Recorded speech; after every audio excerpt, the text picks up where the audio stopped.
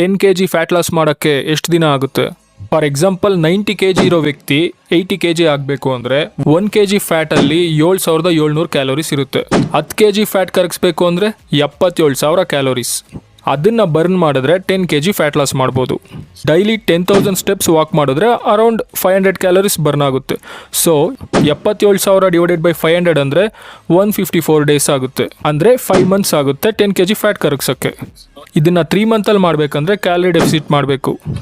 Simple formula, body weight into 30. 90 kgs ಇದ್ರೆ 90 into 30 2700 calories. Calorie deficit ಅಂದರೆ 2700 minus 500 ಅಂದರೆ 2200 calories. ಅಂದರೆ ಡೈಲಿ 2200 ಕ್ಯಾಲೋರೀಸ್ ಮಾತ್ರ ತಿಂದು 10k ಸ್ಟೆಪ್ಸ್ ಕೂಡ ಮಾಡಿದ್ರೆ ಒಂದು ದಿನಕ್ಕೆ 1000 ಕ್ಯಾಲೋರೀಸ್ನ ಬರ್ನ್ ಮಾಡ್ಬೋದು.